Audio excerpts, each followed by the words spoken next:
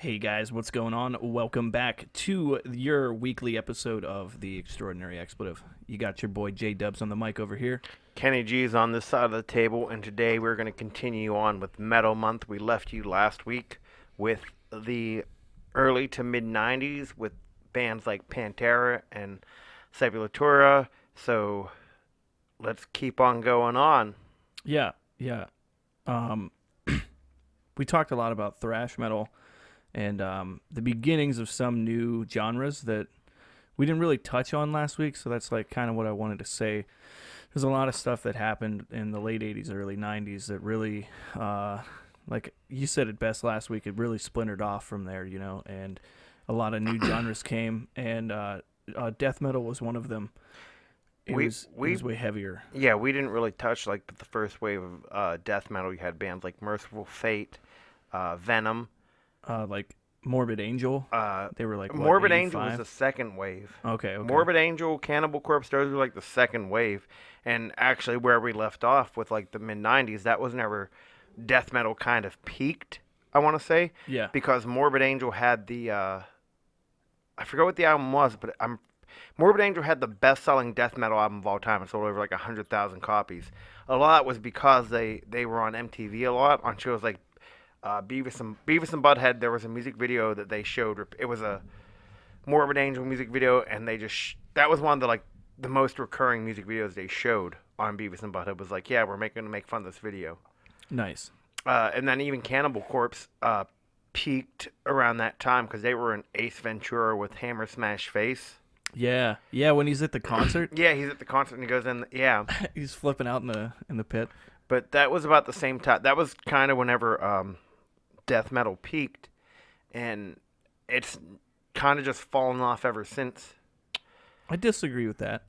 Well, Until next week, we'll get into that because it kind of came back with a full force after I don't know sitting dormant for 10 years. yeah, but it peaked. But then what kind of pushed away death metal was black metal kind of came into its own That's what I was gonna around the touch on. same time. Yeah. And with, you can say what you want about like music, but like metal is kind of a sideshow. It's about the look. It's about being more hardcore than the next band. yeah, but at the same time too, if you want to get like snobby with it, not even being snobby, just being real, each one of those classifications of metal has that classification because of the type of sound that it has. Like Right. with death metal, you have a lot of like blast beats. You have a lot of tremolos that happen going into some heavy, like deep chord choruses. With those vocals that you usually don't see a whole lot of like clean vocals in any type of like death metal. You know what I mean? And the lyrics are usually a little bit darker, but it is that form, that sound. You know what I mean? And then you get into like metalcore, and that's where you get these breakdowns and just you incorporate other kind of singing into there too, you know what I And mean? then they kind of mashed together, and that's what made deathcore. Which is also amazing. We're not there yet. Yeah. We're like in '95 whenever Chris Barnes was leaving Cannibal Corpse and Corpse Grinder came in, and that's what I mentioned to you before we started. Right before we hit record. Right there. before we hit record, because I just wanted to say that everyone says that Brian Johnson was the best replacement lead singer ever, taking over for Bon Scott. It was Corpse Grinder. Yeah. Because you can't think of Corpse Grinder without thinking about Cannibal Corpse or how large his fucking neck is. Yeah. George Corpse Grinder Fisher has the neck of a building, and that is from years and years of headbanging and fucking hair swings. We're going to have a headbang competition. I win. But the 90s was huge, especially. That's what I mean. Like I was super young, I was born in 90, Right. and I was born in '91. yeah, it's I didn't really catch on to this shit until I turned like 15 or I was like, whoa. But this was the start of a lot of new experimental kind of genres. Like I mean, we touched on it, our second episode. New metal came out, and this shit was way different, At the same time, you had industrial metal that just started. The two biggest in the mid to late '90s there is definitely new metal, and then the hardcore scene in punk rock where you had that I mean, the first wave of hardcore, you can go back to Suicidal Tendencies in the 80s and early 90s. But then in the mid 90s, you had all these bands like Snapcase, Sick of It All, and even Hatebreed's like first EP and their first album is just, it's a hardcore album. Yeah. Like the song "Burn the Lies," that is a hardcore song. It's a minute. I think the longest song on Hatebreed's first album, Satisfaction. It was called "Satisfaction is Death of Desire," or what was it? Yeah, "Satisfaction is Death of Desire." Um, I think the longest song was like 2.5 minutes, and then that really just dominated like 95, 96, 97, and then by 98, 99, you have bands like Slipknot's coming out, Limp Bizkit's huge, Korn came out in like 96. So those were like the two genres that were really dominating it. They were the popular thing to listen to at the time. Right, and it was really even the start of the early 90s, it was like Machine Head, they started that, hey, we're a metal band, but we have a rap cadence. Yeah. You know, we have these influences of rap music. Our lead singer has, dread, like he has cornrows. Like they really started that, and then it just kind of took off into the late 90s and the early 2000s.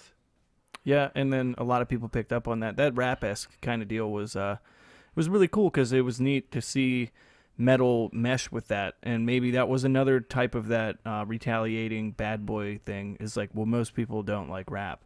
You know what I mean? Like, I can't say that as like anything bad, but people who like listen to the radio, like they'd rather listen to some poppy shit or something. It's like, well, if they don't like it, why don't we combine two things that they don't like, and bam, there you go.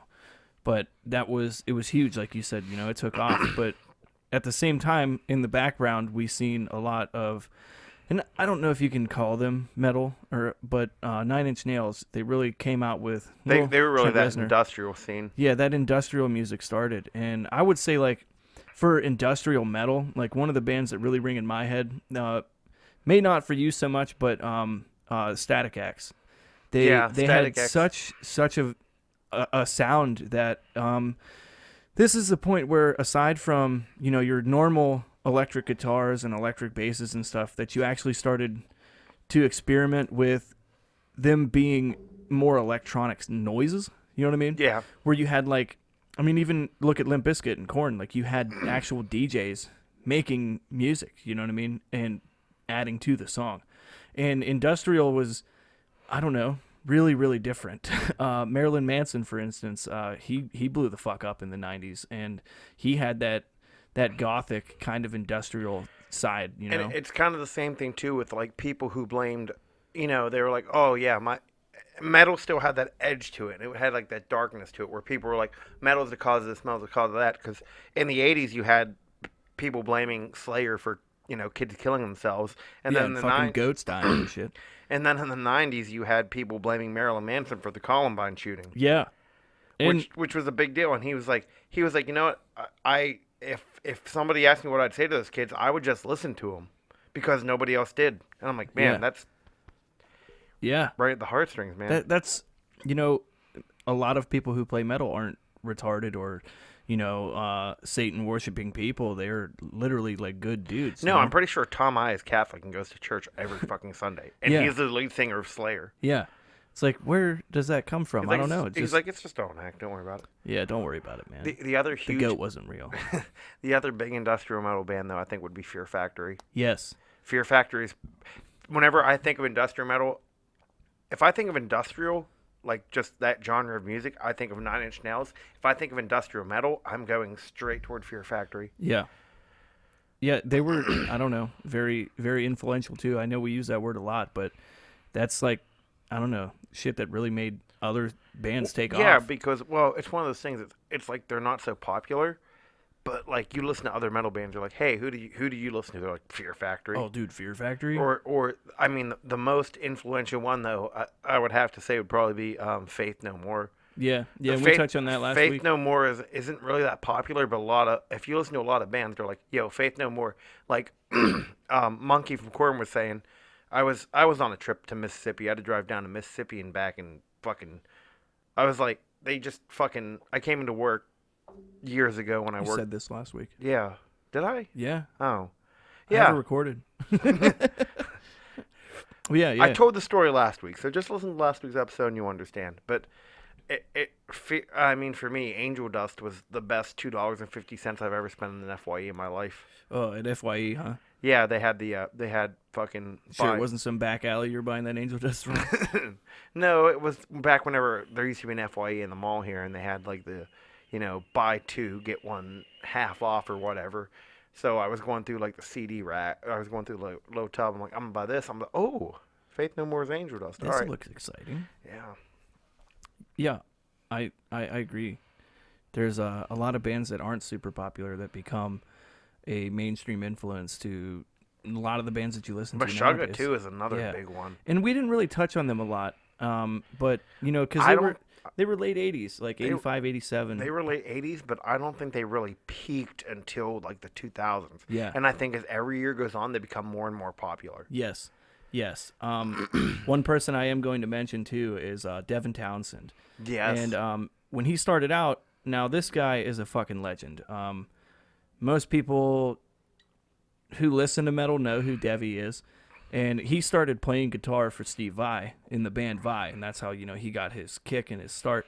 And then from there, he ended up creating the band Strapping Young Lad, which most people don't really listen to.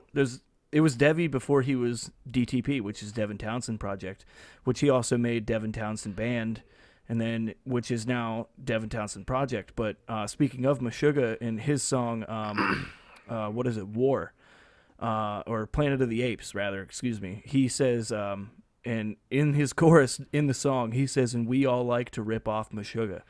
And then they play this riff, and a lot of people listen to Meshuggah, their shit, and then bring it into the music they're writing now. Because I don't feel like the metalcore scene would be as heavy as it was if Meshuggah didn't start writing that shit. Because at that time, that's when you got your regular music, that you listen to in the 80s and stuff, this regular 4/4 pattern. And then this band came out and they started doing shit that people didn't normally do. Dude, weird time signatures, Well, let's play this in a 4/6, or let's play this in a 3/7. Like, what? Like, and normal musicians are like kind of thrown off. And if you even listen to like interviews with the drummer, he says he'll write a lot of his drum parts from Meshuggah. Yeah, Tom Hake. I don't know. It's Hake, something like that. Haaki, but something like that. He says he's probably one of the best drummers alive today. He says he writes a lot of his stuff on the computer first, because he says it's hard to just come up with that off the get, which I think I don't know, almost disagree with him. Not saying that I can do it, but I feel like he could, you know what I mean? But he said he'll make some really intricate patterns on the computer and then sit down on his drum set and learn to play what he just wrote, you know what I mean? It's like, wow, like it's I think that right there is the start of metal in itself. I think wouldn't be as strong suited as it is if it weren't for a good drummer. You need a good drummer to have a good metal band. You can talk all the shit you want on Lars Ulrich. Lars Ulrich is actually a really good drummer. Yeah. And that's that backing, thriving, fucking pounding beat, you know what I mean? That really throws that music at your face. I mean, we're getting into 2000s here, so just real quick, flashback to the 80s. I want to give a shout out to hair metal bands Motley Crue, Wasp, and the Scorpions. Because we're not talking about we're not talking about hair metal. Go watch The Dirt. Yeah. I mean, they did have quite of their influence there, but I feel like the hair metal scene really rode on the pedestal rock star vibe, and they were more about the partying and the bitches and the money, and and there wasn't a whole lot of spirit in the music, in my opinion. No, it wasn't. It was like we're Bon Jovi but harder. Yeah. So. Hey, what's up? We're Def Leppard. So we're up to... We're a fucking cat who can't hear anything. I mean, we'll mention hardcore a little bit. Also, a shout out to a band called Snot. They were really good. They probably would have been the next big thing. They performed like Ozfest 97, but unfortunately their lead singer died in a car wreck, and we've mentioned Snot in here before. Yeah, it kind of ruins the whole vibe, Yeah. It's like, well, fuck.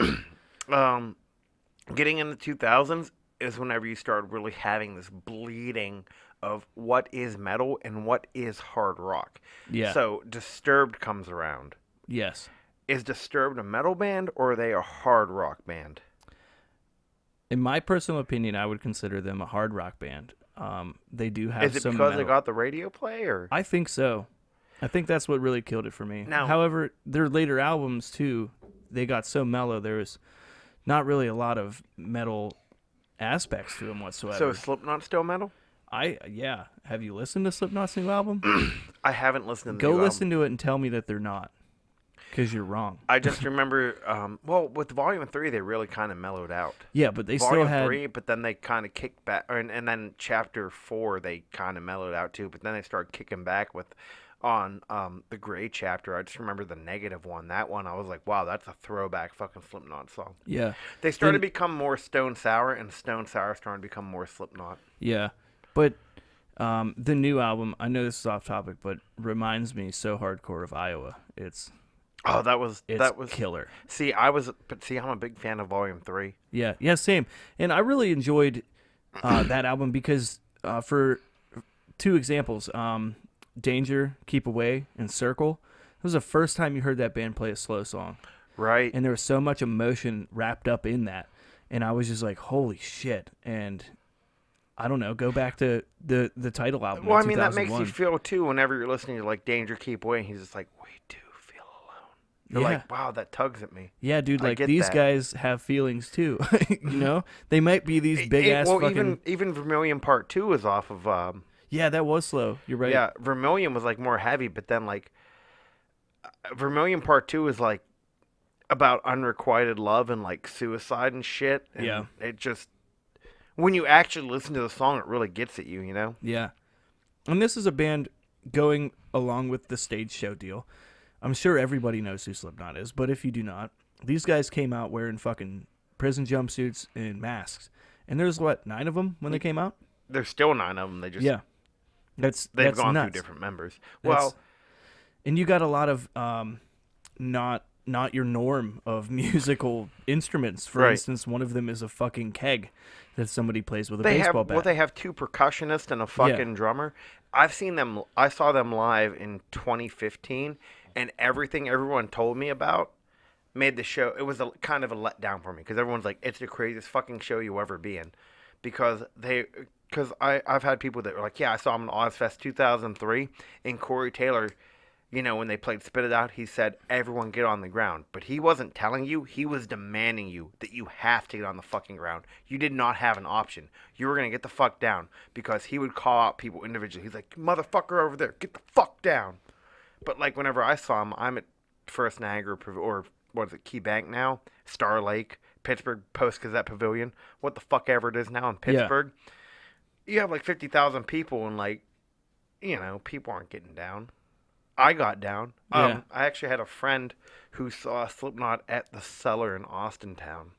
Oh, And this is like 2004. maybe fit 200 people in there. And Yeah. that's squeezing And it. he said they were in the front row and they had saw like Slipknot on the internet. Had been like, all right, we're going to play Spit It Out. And this part, everyone's going to get down. He said him and his buddy knew what was coming up, so they got down. And Corey Taylor was like, yo, these 2 are the sickest motherfuckers in the room right now. And he said that was like the best moment of his Yeah. life. I just want to interrupt you though, because you said somebody told you that that'd be the sickest live show you've ever been to.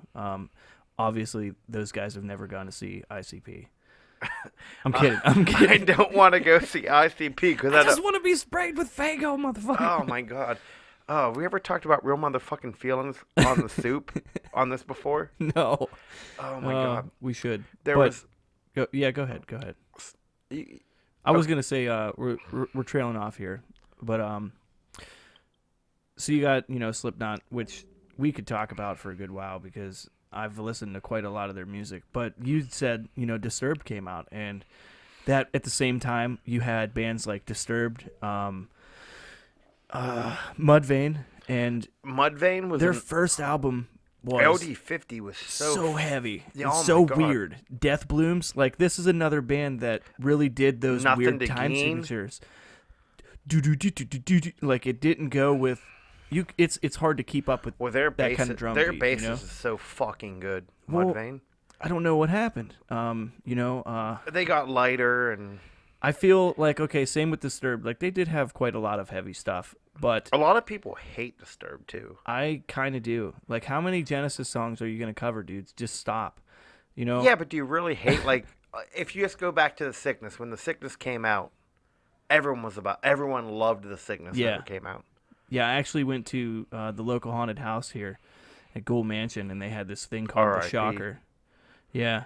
Well, they had this animatronic doll. We all know what the Shocker is. So. You do? Yeah. Oh, okay. But yeah, it Steel was just... Panther had a song about it. Oh. Two Yeah. in the pink and one in the stink. That's Yeah. called the Shocker. Well, this was a guy in an electric chair, and it was before you got into the haunted house. So you walk up, and there's this thing over there in the corner, and you're like, "What the fuck is that?" And then like every 10 minutes it would go off, and Disturbed would just start playing, and like all this steam comes out, and then they're like, "Do you feel that?" And then the whole wah would come out, and this guy would just start getting electrocuted and flipping the fuck out. And there's steam going and a fucking strobe light and shit, and it's just Down with the Sickness playing, and then he just like stop. I was like, all right, well, that's one way to put that song out there. So the early 2000s we have Mudvayne, Disturbed, Static X. I think the biggest one though would be System of a Down. Yeah, and they were early 90s. Well, System of a Down, they started in like 96. Yeah. And really weird, they used to be called Soil. Not to be confused with the metal band Soil. Okay. But they were also called Soil. And they had an unreleased EP called Soil with a song called Soil that somehow I have in my fucking... Back whenever I used to like download music on LimeWire in the early 2000s, you could find these songs on LimeWire. Because unreleased.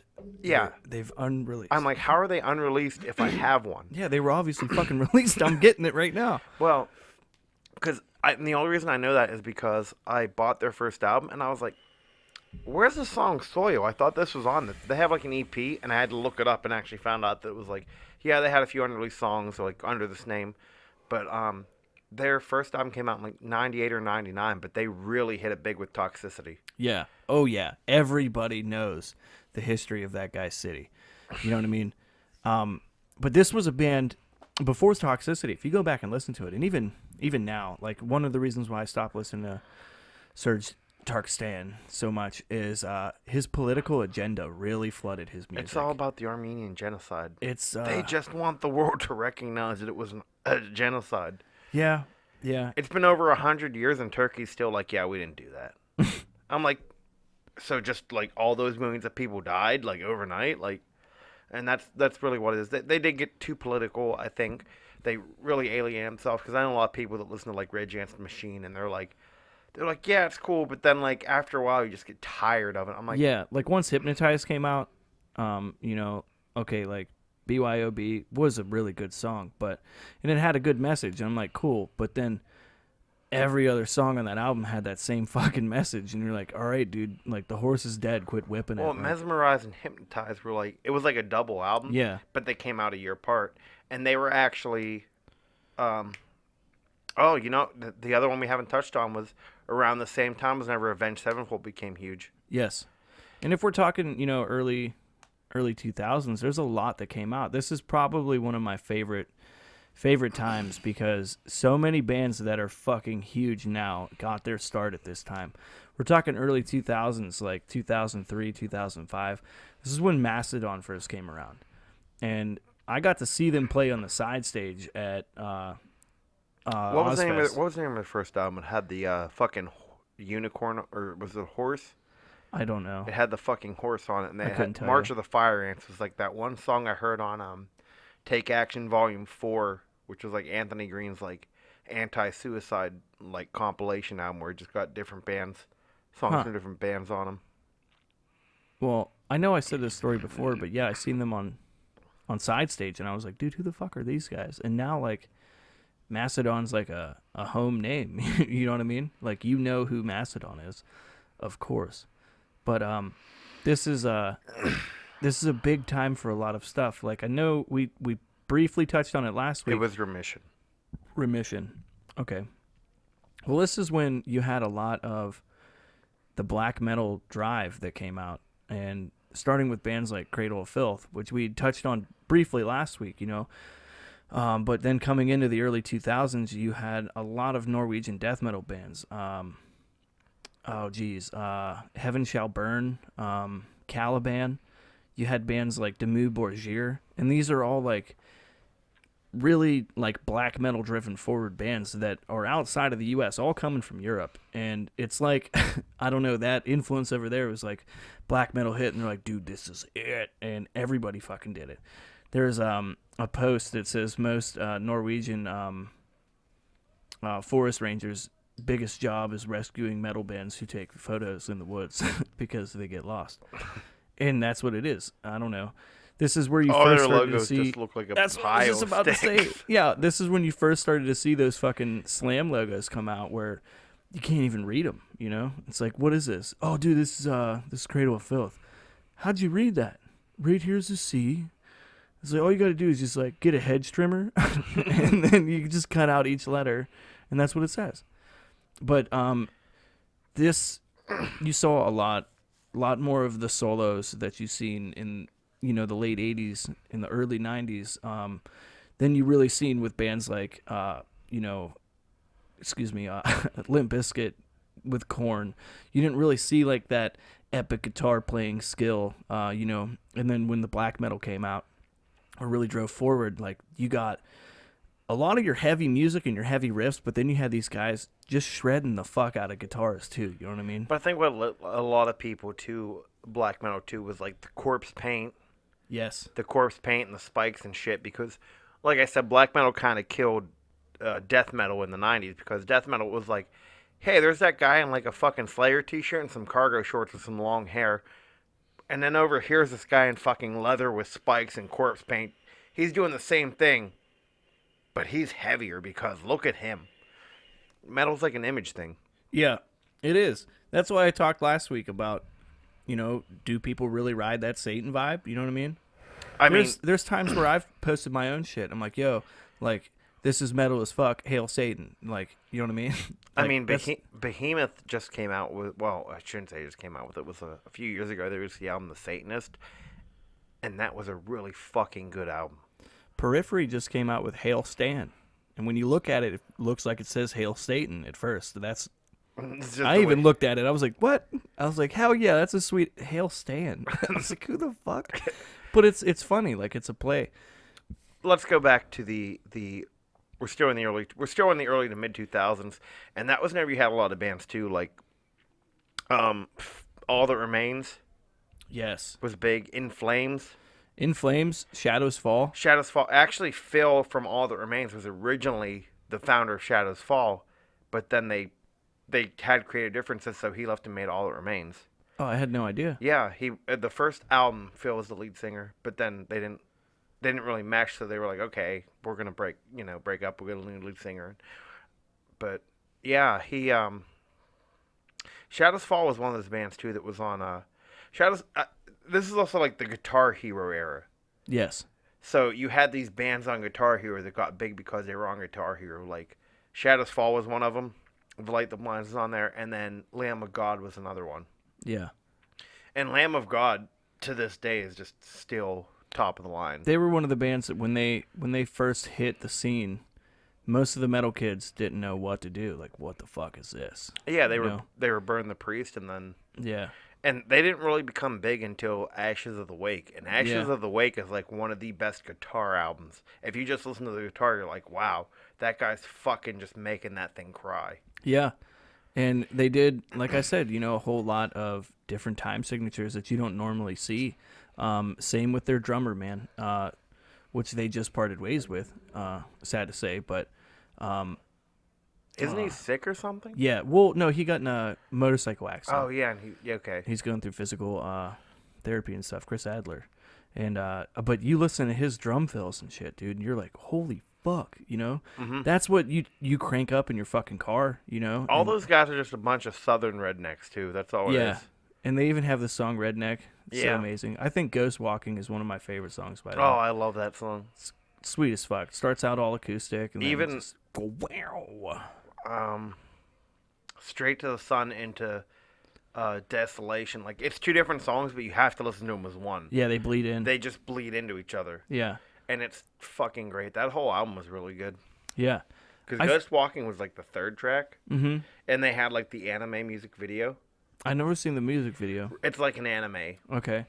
I like the music video for Redneck. That was funny. They come walking out of the tour bus like fucking clouds of smoke, just drunk, jump into a kiddie pool. One of my favorite music videos is Meshuggah's New Millennium Cyanide Christ. Because they're just in the tour bus. I'm pretty sure they just filmed it in like a tour bus with like a Sony Handycam. Because they're just all pretending to like play their instruments. They're just like wearing sunglasses and fucking headbanging. But there's no instruments? There's no instruments. Oh, that's amazing. Even the drummer's like up. He's like just pretending to play the drums and shit. I've never seen it. Oh my god, we're gonna watch it after this. Oh, that's great. It's so funny because like they're trying to be like hard, and you're like, they're not playing instruments right now. They're just pretending. Yeah, I don't know if you remember. I mean, we talked about it on the music video episode, but Scary Kids, Scaring Kids. When they did that video for My Darkest Hour, they were doing like the same shit. But the drummer had a pair of drumsticks at that time. But yeah, that's funny. That's good. But a little off topic again. I'm sorry. It's gonna happen. Loose topics. We talked about this, but one band like we didn't mention, and I do believe got their start in the early or late '80s. But Gwar. Yeah, they were fucking huge. They didn't get as big as most people would say, but. I mean, they're still around today, even though, like, they don't even have any original members anymore. Odorous Horungus, I believe, was the last one, and he passed away, unfortunately, a few years ago. OD'd. Was that the demon Odorous coming out of you? No, that was me burping, because I don't even know who the current members of Gwar are, but... Yeah, and they got a new female lead singer to replace Odorous. They used to have a female bassist. Really? Yeah. Okay. But these guys came out, and... metalheads loved them. They were more of that shock rock, but you listen to like their songs, they're really fucking funny, like Penguin Attack. Yeah. And Meat Sandwich was about eating Jesus, like I don't know. They were definitely shock rock, but they had that metal vibe to them. Sick of You? Yes. But if like stage shows, like we're talking about Slipknot coming out in mask, these guys came out in full fucking bodysuits. Well, they did the Slipknot thing before Slipknot did. Yeah. I mean, even Mushroom Head did the mask thing before Slipknot did. And when did they start? Because I wanted to talk about them as well. Mid-90s? But yeah, early 90s maybe. They had that come out, and they were part of that that goth metal scene. Yeah. I was gonna kind of classify them into that industrial part, which I can kind of see a little bit of vibes of that, but at the same time, no. Like. They were a part of that. If you went to the skating rink and there's a bunch of goth kids chilling around, chances are one of them has a fucking Mushroom Head like wristband or like a t-shirt on. And someone has like a pack of Pall Malls or something. Hey man, you guys want to talk about our parents? No, me neither. Who the fuck was I gonna say? You were going to talk about. As I lay dying. Oh man, he hired somebody to kill his wife. Yeah, but still, this is a start of something amazing. This is my biased opinion, but they're oh my god, they're one of my favorite fucking metal bands. Really? Yeah, I love their riffs. They're one of my biggest influences when I write. I dig the fuck out of them. You know what I mean? And they came out, like early 2000s. Their big album was Oceans Between Us, or An Ocean Between Us, and some of their songs just literally rocked your fucking face, and their crowds were huge, man. Especially you go to a show, even when they played at Warped Tour, like they played side stage, but they got main stage numbers, and people love the shit out of them. They have so many albums now, and like you said, Tim, what is it, Lambesis? He hired a hitman to kill his wife. And the hitman was an undercover cop. And Bubby said it best. He's like, why not just get a divorce?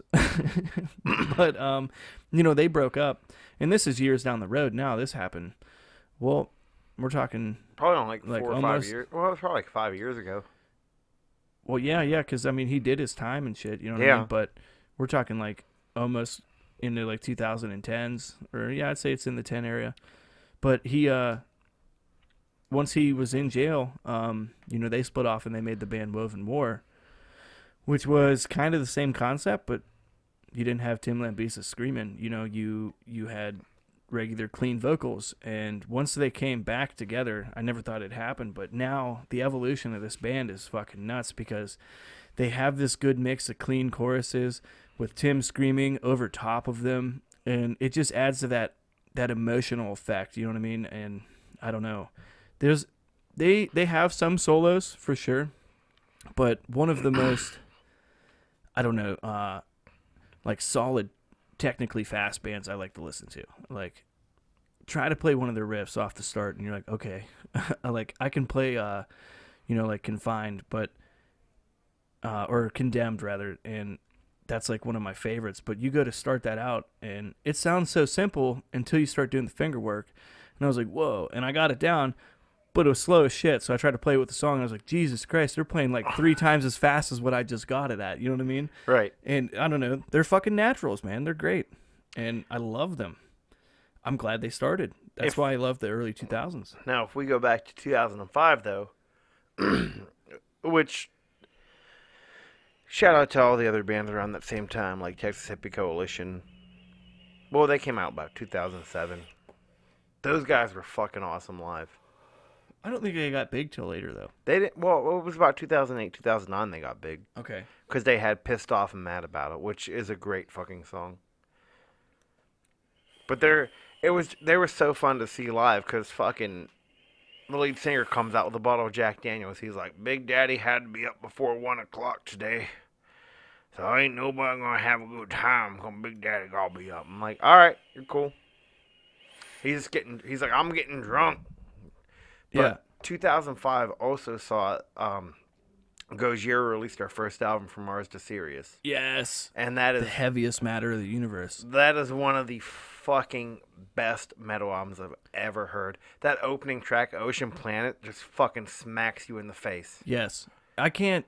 There's not a lot of metalheads I listen or talk to nowadays that don't know who Gojira is. Like, if you're a diehard metal fan and you don't listen to Gojira, you need to do yourself a favor and listen to any one of their songs because they're.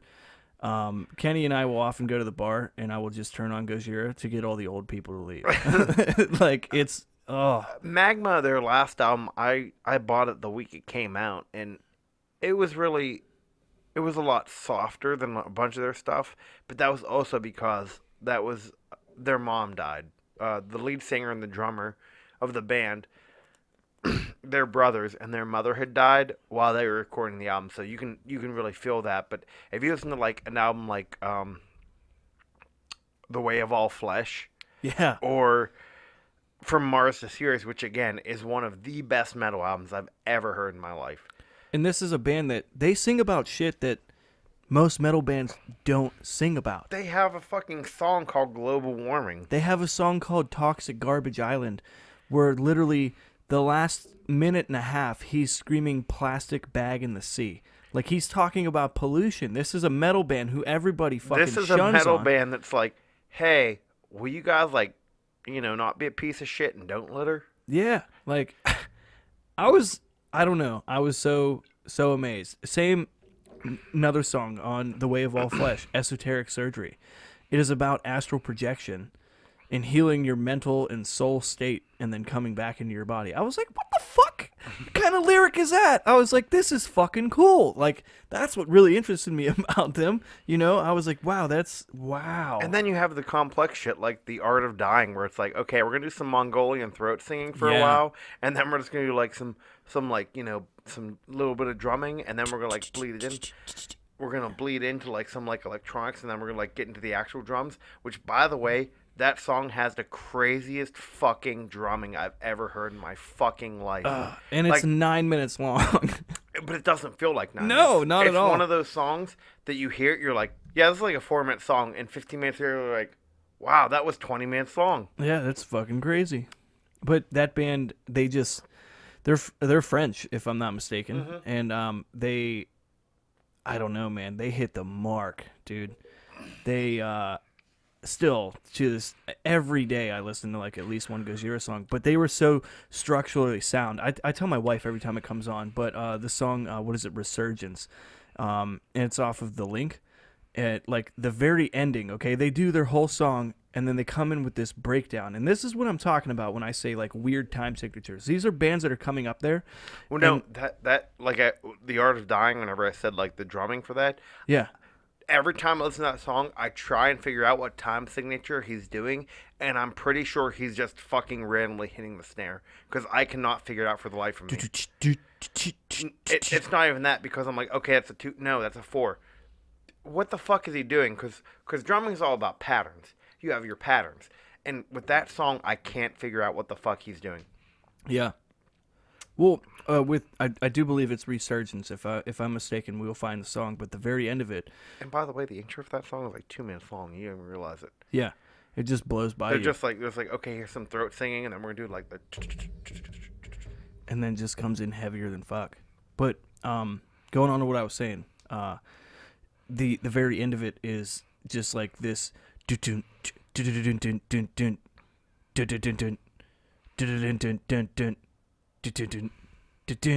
Like, and this band comes out and plays that live and remembers every note to hit at what time.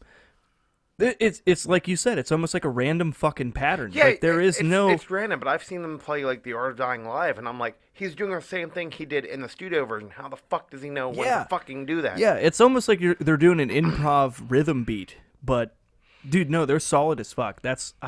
Shout out to Gojira, man, because they are so tight. Like their music is just kick ass. 2006. So we're 2005. 2006 saw the last Ozfest ever. Your headliners were Ozzy, System of a Down, Disturbed, and Avenged Sevenfold. Avenged Sevenfold was just riding off the coattails of City of Evil, which got a lot of radio play. That's what got them famous. Yeah. To me, Waking the Fallen was the best Avenged Sevenfold album. And then City of Evil was okay. Avenged Sevenfold, their 4th album, was better, but it was the last good Avenged Sevenfold album. After that, they were like, yeah, we're going to make fucking... Nightmare sucked, and then what was the other one they had? It was a ripoff of Metallica's Black Album. The Gray Album? I don't know. No, they had another album. It was kind of a ripoff of Metallica's Black Album. It wasn't very good. At the same time, around that time frame, you saw one band that I listened to a lot when I was like 16 was Bullet for My Valentine. And when they came out... Asking Alexander came out about that time too. Yeah, and I didn't know about them yet. I would say Bullet for My Valentine was more like a power metal band. You know what I mean? I don't know how to put it. They weren't death metal, and they weren't black metal. To me, Bullet for My Valentine is one of the bands that kind of encompasses the sound. Yeah. Them, I would say Bullet for My Valentine, Shadows Fall, and In Flames kind of encompass that, like, we're mid-2000s metal. This is what metal is now. Yeah. And they had some crazy guitar riffs and shit, too, you know? They really incorporated clean singing with their screams, too, which is where you kind of... Going back to what we talked about early episodes, like emo and screamo when it first came out, I feel like metal maybe fed off of that a little bit. Right. And like, dude, what if we threw some really nice cleans in this? All these things I hate got a lot of radio play. Yeah. At that time. Tears Don't Fall. Yeah, Tears Don't Fall. I actually know someone who has a tattoo on their back with, like, it's kind of a shitty tattoo, but they have, like, the 2 guns. It's like, these tears don't fall. They crash around me. I'm like, all right. All right, man. I get your gay pride sticker. But No, it's a lady. Oh. All right, girl. I get your gay pride sticker. Going to 2007, though. 2007 was a great year for metal. That was the year Dillinger Escape Plan released. You're probably not going to know anything I'm talking about now. Earworks by Dillinger Escape Plan came out. The Blackening by Machine Head came out. And Baroness's first album, the Red Album, dropped. And they were all fucking great. I listened to 3 tracks off of the Red Album since we'd mentioned it. And, yeah, it's somebody compared them with Meshuggah. Or not Meshuggah, rather, Mastodon. I see some similarities. Yeah, you can see some of that. I forget who it was, but they called them Southern Metal. And I was like, that's not Southern Metal. Just because they're from Alabama. Yeah, that's what he said. The ones from Georgia. From Georgia. Yeah. I was like, that's not Southern Metal. They're like, well, then what's Southern Metal? I was like, shit, that sounds like this.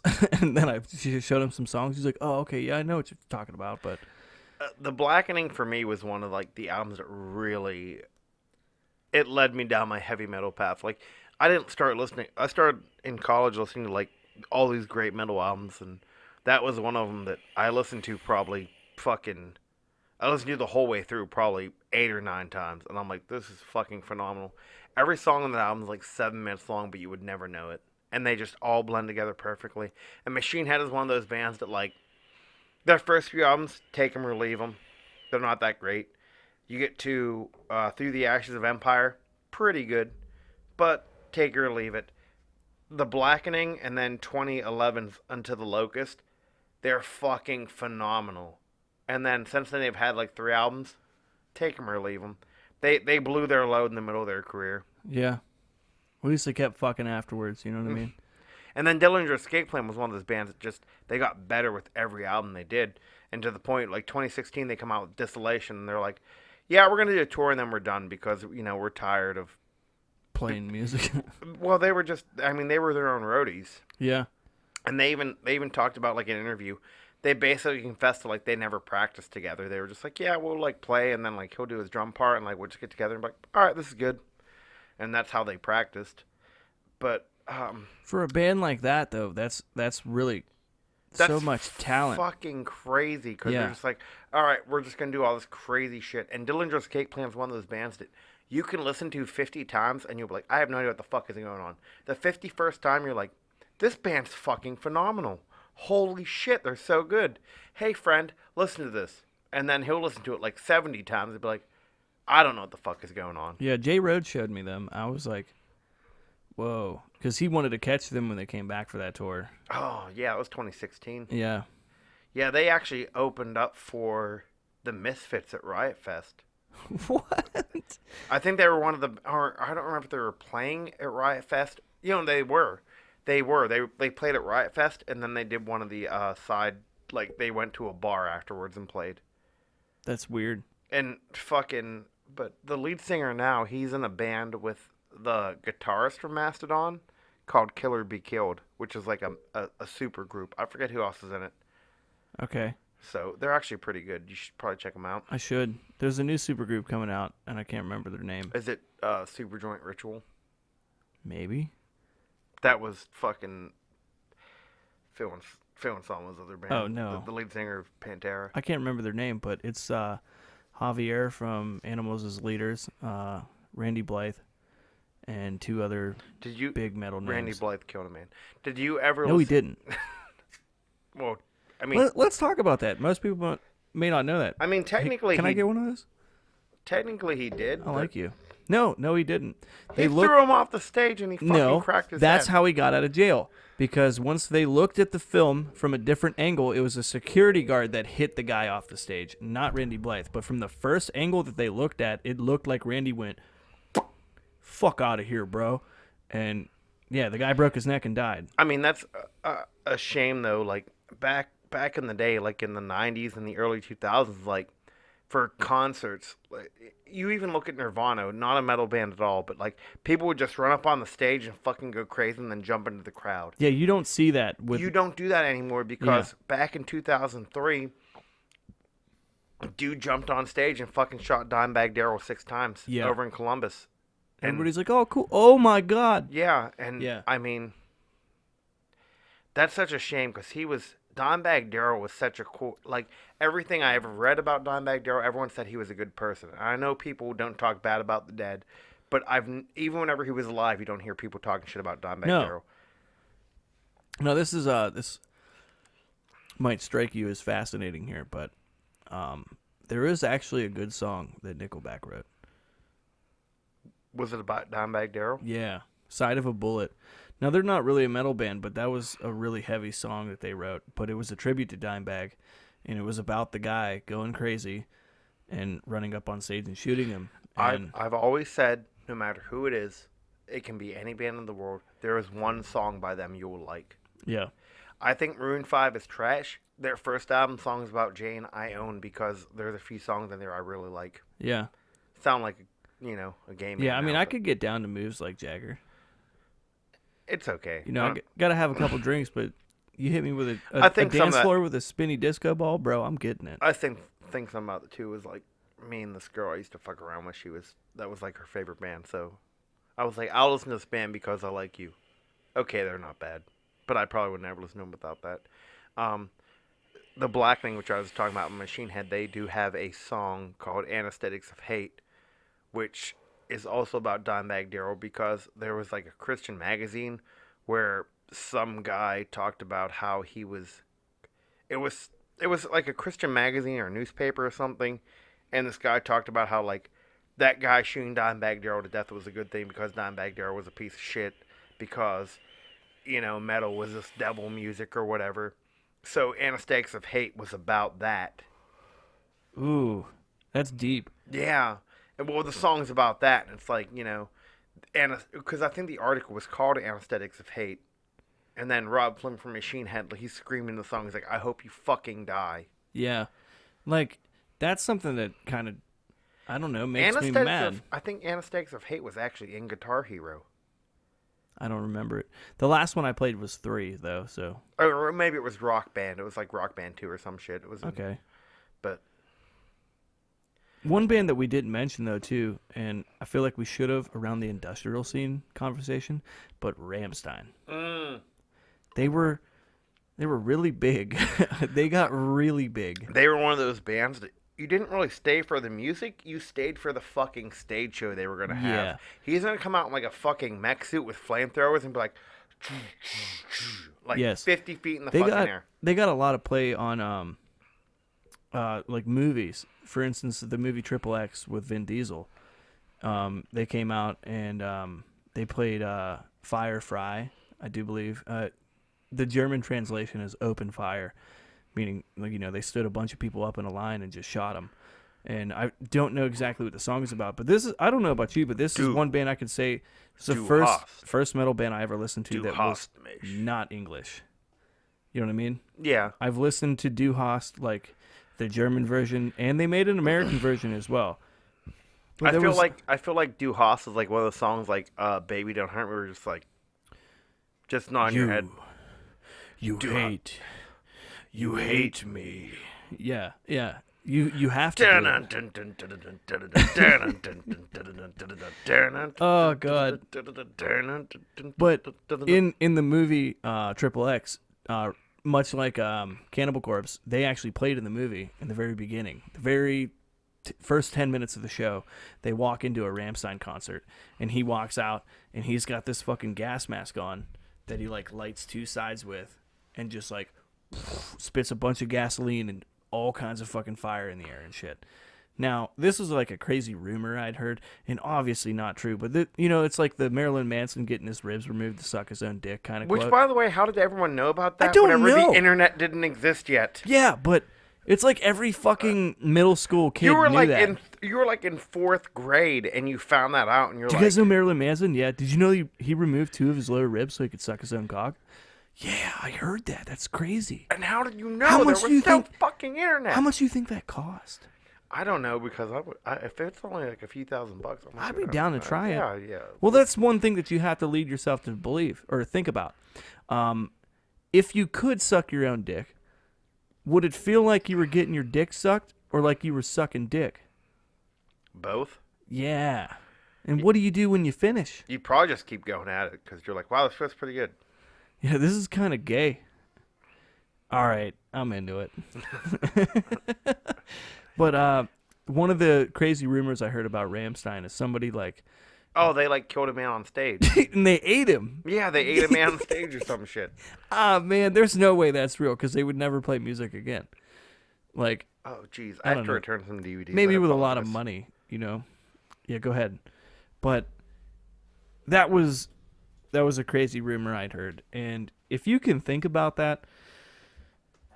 I mean, sure, yeah, maybe that's metal, but that's a little over the line, you know what I mean? But that's fucking crazy. But yeah, apparently either some guy had killed himself or they actually killed this person and then started eating his body on stage.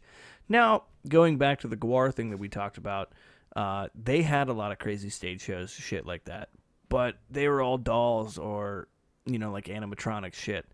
So...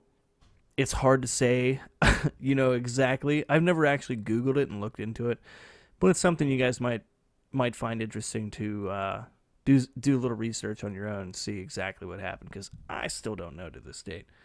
But Rammstein, they got super big, especially with the influence of the American movies, and then coming in. This is another metal band that came from Europe, and coming from Europe into America, these guys were like, oh man, this is so different. And they had that industrial sound, that industrial scene where they had a lot of electronic noises that really played into their music as well as their guitars and their drums. And they even had a song, I do believe it was called America. And they talked about the American society. And maybe that's one thing that made other people go, oh, fuck yeah. But they just made fun of like the consumerism of America. The chorus was America, America, Coca-Cola, Wonder Bra.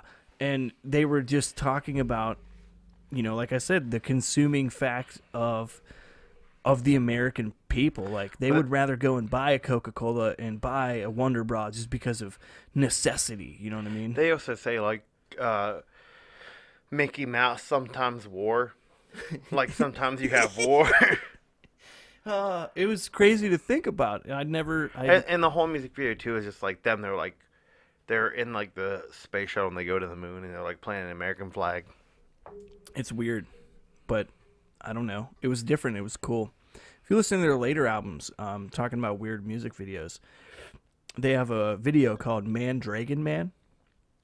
It's a song called Man Dragon Man, and the translation is man verse man. I literally basically have not listened to Rammstein since like Rammstein's America was one of the first songs I downloaded on iTunes, along with like Du Hast. No, there was some stuff off of System of a Down's Hypnotize that I downloaded. Okay.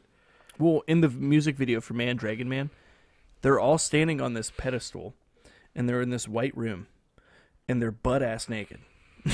And the camera kind of pans out slowly while they're playing, and there's a whole bunch of other naked dudes in the room, like muscular and fit as shit, and they're crawling on the ground like towards them, and they're sweaty as shit. It's all oily looking, and then towards the very end of the song, they're playing on this little pedestal still, and all of these naked guys come up and just grab them and start like hugging on them and shit. And I was like, this is fucking weird. But it was a really cool video. It's a good song too. It's not bad. The other band that came out in probably the biggest band, to be honest, was Five Finger Death Punch. Yeah. I don't know if we could say... I feel like we're getting ahead of ourselves now. The Bleeding came out in like 2000. The Bleeding was like their debut single off of their first album, which came out in like 2006, 2007. Yeah, you're something right. like that. You're right. Yeah, I don't want to go past 2010 on this episode. Okay, which is good because Periphery doesn't come out until 2011. So yeah, and that's a whole nother fucking bowl full of metal for you there. But I agree with you. Five Finger Death Punch is one of those bands though that like. They found their market when they're like, we're going to appeal to police and soldiers and that kind of market, and we're just going to kind of... And a lot of people don't like them because of that, because it's all they do. They're like, okay, are you a soldier? If not, go fuck yourself. We're here for the troops. And hey, this next song's for the Marines. I don't know. I've seen them live once. I really enjoyed them when they first came out. Their first single, White Knuckles, really good. Me going. I was never really sold because the first thing I ever heard by them was like the Bleeding. I'm like, I can take this or leave this. And then like, I heard some of their other stuff. I'm like, okay, it's cool. But then like, a lot of their subsequent releases, a lot of their music sounds exactly the same. They have the same exact guitar solo for every song. He's like, all right, let me just start here and just work my way down, come back up, a few pulls here, we're good. Yeah, and we talked about it before, but every one of their songs is, I had a bad day. And my day was not good. I'm sad. Courtesy of Jake Zager. If you anybody who knows Jake Zager, he told that to me, and I was like, you are fucking spot on with that. Yeah, and it's weird to think about, but much like, going back to the whole Disturbed Mudvayne thing, like, they were heavy when they came out, and then they kind of... I don't know, started playing towards the money scene. The Sickness was really good, but Believe was my favorite Disturbed album. Yeah. It was really Not good. 10,000 Fists. 10,000 Fists was okay, but everything after that I was done with. That's when they really started to, like I said, like the money thing. I think they saw that they got on the radio and what the radio crowd liked. So they started writing music like that. I could be wrong. If I'm wrong, I'd love to have Disturbed on David here to tell Draymond, me. please tell me that we're wrong. Please, somebody send this video to him. I'd like to talk to him. You know what I mean? I think they're talented. Don't get me wrong. Pretty cool. But it's just not my cup of tea no more, you know? No, and I think like a lot of metal bands kind of have like an expiration date. They do something for so long, and then after a while you're like, okay, I'm done with them. Disturbed is one of those bands though, like if you like The Sickness, Believe, and 10,000 Fists, fantastic. Everything after that, like Indestructible and stuff, I'm like, I could care less. Yeah. Well, one thing we didn't really talk about, which doesn't necessarily have to do with any of the bands, but I would like to talk about the impressionability of the youth. Because I found myself in this same kind of phase, but maybe that's why society didn't like it so much. Because young people are so impressionable that when they see something that they like, they'd rather be like that so that they can find more people like You're that. just trying to be more hardcore though. You're like, Yeah. People don't like that. I love it. Yeah. And I mean, like I did the whole goth scene, you know, like wore all black. I dyed my hair black. Shit, there was a time when I painted my fingernails black. You were a male what I mean? cheerleader. Shut the fuck Yeah, up. I was. But 3 years before that, I was the goth kid with long hair. I tried wearing mascara to a fucking dance, and my dad's like, "What the fuck is on your face?" I was like, "Nothing," and I washed it out. Nothing. Don't hit me. I was like 14 years old or some shit. But I don't know, Oh man. shit, we didn't even touch on Rob Zombie. Yeah. Well, you got to start with White Zombie first. And that was in the 80s. 85? White Zombie was 87? mid 80s, and they disbanded in like 95. Their last song, Rat Thinks Suicide Tanks and Cannibal Girls, was on. It was a standalone track on the Beavis and Butthead Do America soundtrack. So if you watch this beer through this pop if you filter? watch the Beavis and Butthead fucking movie, whenever they're tripping in the desert, that's the song that's playing. It's the last White Zombie song. And then Rob Zombie did his own shit. He came out with the Hellbilly Deluxe, which was a phenomenal album. Came out in like 99, something like that. And you want to talk about impressionable kids. He was really part of that whole horror goth scene.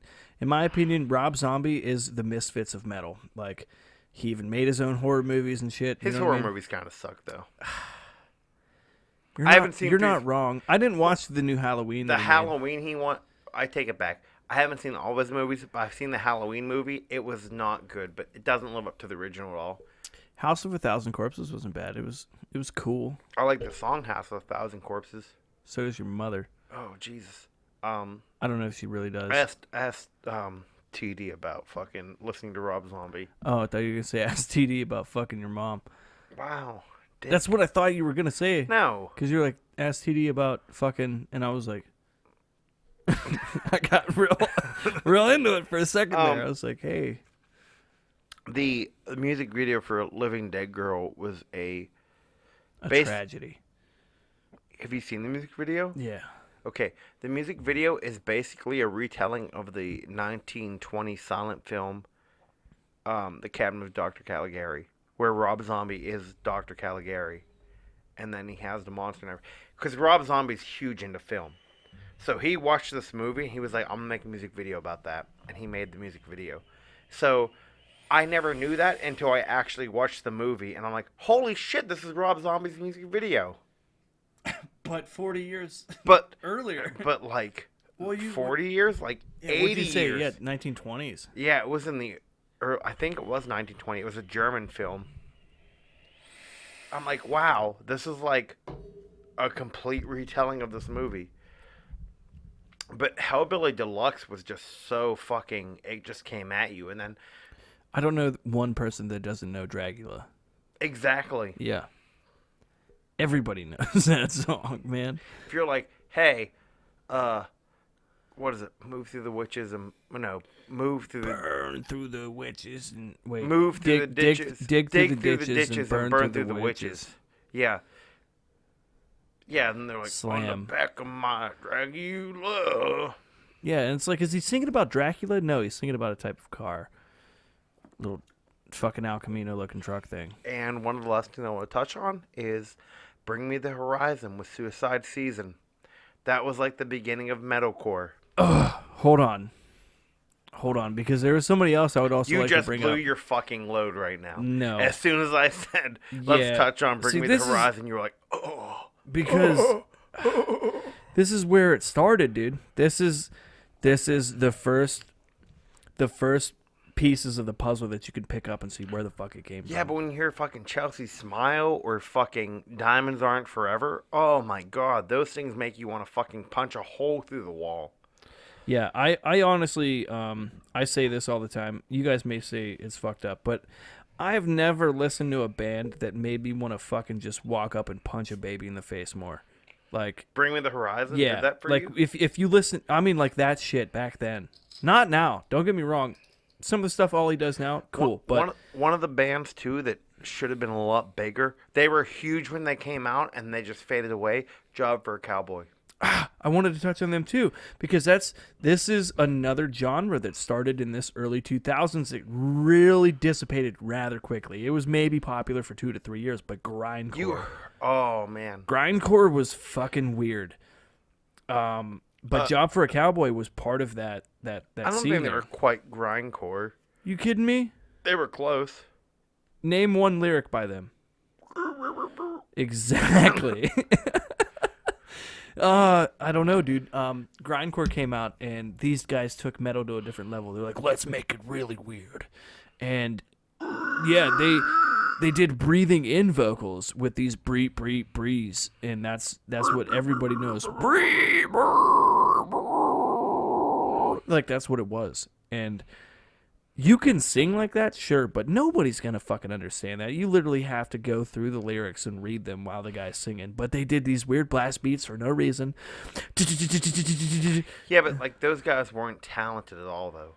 Yeah. I just feel like they were just like, all right, I have this guitar, let me just fucking open it, just strum it as hard as I can, as fast as I can. Yeah, they did. That was a lot where you seen off notes, not diminished notes. I but apologize for my language here, but like a band like Anal Cunt, they were just no talent all. They're like, what was the other one? Pig Destroyer. They weren't. Pig Destroyer is more of a death metal band, though. Okay. I can't think of the one I'm thinking of. It used to be. We made a fucking WMHS live video with it with the gnome. Do you remember that? Oh, what band was that? I forget. Fuck. It was Shout out to Butcher Babies as well, because they were big in like the mid 2000s. Yeah. Late 2000s.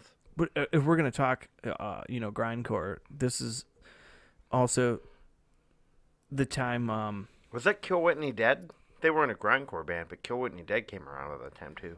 Maybe they did. I was gonna say I Wrestled a Bear once, because that was what 2006, 2005. Like and they were very grindcore-esque, but I believe this is something I would like to talk about on another topic. But Job for a Cowboy? No. Grindcore? No. I Wrestled a Bear once. I would classify them, if I were to classify them into a genre, it would be avant-garde, which is outside of the norm of regular music. They call it, like, it literally means like self-expression. They did grindcore, they did metal, they did opera, they did techno, all thrown into one fucking thing, and then here it is. Like, for the longest time, my alarm on my phone was Smells Like Kevin Bacon by I Wrestled a Bear Once. It would just go into that harp, and then it had the Dixie horn. And this girl comes out of nowhere and just, and it was loud as fuck. It woke me up every time until I got used to it. And then I always did the Shia LaBeouf song. Straight Outta Love? No, Shia LaBeouf. Oh, Shia LaBeouf? The Running for your life, Shia LaBeouf. No, Thursday night for Shia LaBeouf. Yes. Yes. You've finally decapitated Shia LaBeouf. I love the ending of that video. He just stands up. He's the only one in the cloud. I almost tripped. I stood on my headset. But that was a crazy movement, man. But much like you said, flash in the pan. That's definitely a way to say it. Job for Came out and then Job for Cowboy should have been fucking huge. Yes, they were talented. They were big for a hot minute. It's the same thing with In Flames. Everyone's like, well, In Flames fucking headlined, Mayhem Festival. I'm like, yeah, 1 year, and then they went away. I've never seen In Flames on YouTube doing a SpongeBob metal thing. And then that was the very first video. If you've never seen that, most people, I forget what fucking song they put on nowadays, but it's a SpongeBob. It's called SpongeBob Metal Pants or whatever. If you Google it, it's on YouTube, and it's the episode where they do like the bowl where like Squidward's playing and where he's conducting. Yeah. SpongeBob screaming, Patrick's playing drums, but on the video, we got 10 seconds at least, I'll show you. The other ones I want to touch on too, other than Job for a Cowboy, but Job for a Cowboy, In Flames, and then... Oh, it was called Job for a Sponge. If you guys would like to YouTube it, check it out. What? Job for a Sponge. It was... Oh, and they did Job for a Cowboy?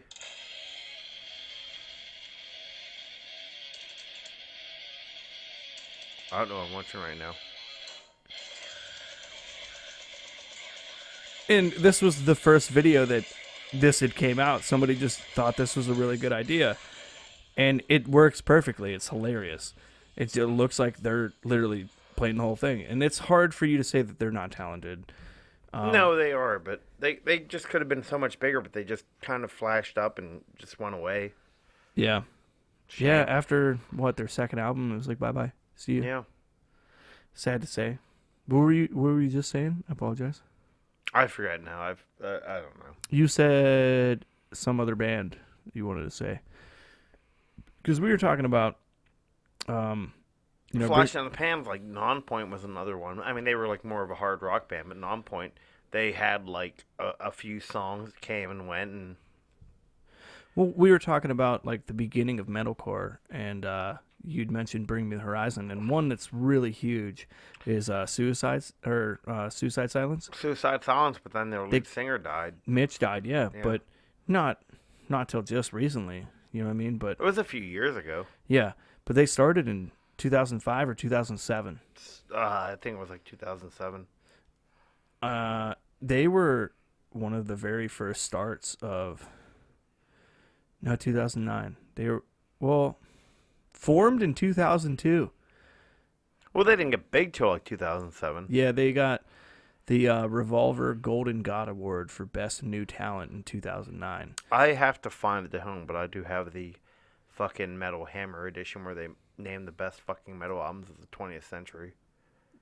Yeah, the one with 3 Cheers for Sweet Revenge on it. Number 32. That's by the way, shout out to, we didn't mention them, but Converge and their album Jane Doe from the year 2000. That album fucking kicks ass. If you guys want to listen to like somebody screaming their fucking face off with some fucking hard riffs, go listen to that. Josh has no idea what I'm talking about, but that's okay. You're right, I don't. He can listen to it later. Yeah, I'll listen to it. See, this is what we do. We mention shit for you guys to listen to. If Kenny says something I've never known, or vice versa, we usually go and listen to it. Because I like to hear music. I don't know. It's sweet. Music makes you feel. Music makes you feel. I was listening to some sad shit last night. Yeah, same, dude. Let's listen to a little bit of Benjamin Todd. I was listening to some fucking Senses Fail. Hell yeah. Lady in the Blue Dress. That's super sad. Right. She's got cigarettes on her breath. Just like the lady in the blue dress. I always loved, I can't even remember the name of the song now. But he says, so love me gently with a chainsaw. And take the glass I against always your loved wrist. it when he said, and if you slit my throat with my one last breath, I'd apologize for bleeding on your shirt. I also love Blink-182. It's Taking Back Sunday. But That was the joke. because we were talking about Census Fail, and then you said TBS lyrics. Yeah, I mean, I like them both. So Yeah, they're good. I went to order Louder Now because I don't have it, and I accidentally ordered Louder Now Part 2, which is a DVD, and I'm pissed. Ugh. Can you return it? Was it on Amazon? It was on Amazon. Well, you have a 30-day return thing. I think I'm just going to keep it because I'm pissed, but I'm keeping it. it was only like $4. So. Oh, yeah. And I'm like, I'll just keep the DVD. Whatever. I'm going to go back on and order Louder Now because, strangely, I liked a lot of the stuff on Louder Now. So. Yeah, not bad. I dig it. So we're going to cap this off at like 2010. I would say that'd be a good year. And we can kind of briefly touch on 2008, 2009 on the next episode. I'll be honest, I really don't know a lot of shit past 2010. I have to do my fucking research. All right, well, now I guess next episode will be out. Because all I'm going to talk about, I'm like, yeah, Gojira came out with fucking Magma in 2016. Like, yeah. It's bands that have already been established. So, like, next episode is going to be me. We're like, yeah, and Kenny has no idea what I'm fucking talking about. Hey, I hit you a few times here. Yeah, you did. It's all right, dude. Can't all be winners. Maybe sorry. one day I will be. I'm sorry. It's all right. All right, guys. But until next week, please, I know we didn't get the YouTube video up for last week yet. I've got quite a lot on my plate at the moment. So I just didn't Josh have is time to do doing it. stuff to better his life. Yeah. So. Making moves, you know what I mean? So I'll get it done. Hopefully we'll have 2 videos here come out within the next week. Metal Month will continue next week. Yes. We're going to try and cap it off and give you like a big overall picture of metal, how it came from like Black Sabbath to fucking where we are now. With now. bands like Animals as Leaders and fucking Periphery, you know? The shit that just made you go, the human what abstract. The fuck. Yes. R.I.P. Exactly. Shadows Fall, R.I.P. too. They broke up a few years ago. Wait. One band we have to mention before we leave. Killswitch Engage? How did we not say that? We completely missed them. Jesus Fuck, Christ. We suck. Killswitch Engage, their first album, Alive or Just Breathing. Oh, God, that one, I used to fucking rock that all through college. Life to Lifeless was my fucking jam. That just dun dun dun dun dun dun dun. They were another one of the bands that used. That was Jesse, and that was when Jesse was singing. Yeah, Jesse was there, and then Howard came in for a few years, and then Howard left, and Jesse came back. It's like, how do you get so lucky to get your original lead singer back? Yeah. Did you see the newest shit that they dropped? No. We will watch it as soon as we're done here. I heard they Howard and Jesse sing together on a song. Howard and Jesse. Bro, I got goosebumps the first time I listened to it. I was like, because there's this guy in the corner with his arms crossed, just chilling in the dark, like this, and then like Jesse's singing, and I was like, who the fuck is that guy? And then fucking Howard comes out and grabs a mic. I was like, get the fuck out of here! Oh, that's bro, so I wanted good. to flip a table, man. I was like, this is dope. Don't flip this table ever. I hope that this table's heavier than fuck. I'm not flipping it. All right. But Killswitch Engage is one of those bands too. They were like the first. Well, I did say like Bring Me the Horizon, but like Killswitch is kind of like one of the godfathers of metalcore. Yeah. They're not necessarily the first metalcore band, but they were one of the godfathers of metalcore. Like, this is what led to this. Killswitch led to Bring Me the Horizon. And a lot of their stuff too with Howard got popular. Like even like talking about movies again. What was it? The End of Heartache was on Resident Evil. Yeah. Yeah. And people were like, "Who's this?" You know what I mean? And go and check them out, dude. Kofi's gamer tag was cool. Arms of Sorrow for a while. I love that song. I love that song too. Most people are like, "Oh, that song sucks." I'm glad that you said that. I love the way it's wrote. Yeah. It's different. And I used to look like the guitarist from Killswitch. You did? Yeah, whenever I had my mohawk, I'd wear it cut off of my shorty shorts. That's pretty sweet. What the fuck is his name? I don't know. Well, I gotta go return some DVDs, so I think we're gonna cut this short. All right. Well, not short. We already said goodbye, and then I remembered Killswitch, didn't we? Yeah, because we totally fucked up again. Sorry, guys. We suck. We're gonna try and redo a lot of these episodes. like again later down the line, like we're 22 weeks in, we're only half a year in. Yeah, fuck. So We still have a lot to talk about. there's so much stuff we have to cover because a lot of these episodes, we're talking about grunge for like, 50 minutes, but there's still a lot of stuff we can cover. Like, I mean, we can even go in depth into the trees, you know what I mean, and talk about each individual band. Like, let's have an episode on Alice in Chains. Let's have an episode on fucking Kill Switch, you know? Like, we talked about there's a lot you grunge, can and talk about. I don't think we touched the Screaming Trees. No, we didn't. There you go. Yeah. So we're gonna come back here. So everyone, be sure to go on YouTube, go on Facebook, like our page, share our videos. Honestly, if we can just get 100 YouTube subscribers, we fine. I'll be happy. I okay with that. I just bought the T-shirts last week. I paid Lowland Company. Go on Facebook, like Lowland Co Designs. They do great work. They made our tumblers we have. They made us T-shirts. We're gonna have T-shirts for you here in about 2 weeks. We have purple, and then we have a few black. Quantities are limited, so you might not get your size. Like, we might not have your size. You might not have what you want. But I mean, we're down to buy some more, so just let us know. We'll get more made. How much you want? What are they, like 15? Yeah, like 15 to 17, depending on what size you want. Yeah. Obviously, bigger sizes are going to be more because we're going to have to use more material to make the T-shirt itself. Yeah. So, hit that bell, guys. Stay notified. Anytime we post a video, it'll be there. Also, please follow our Facebook.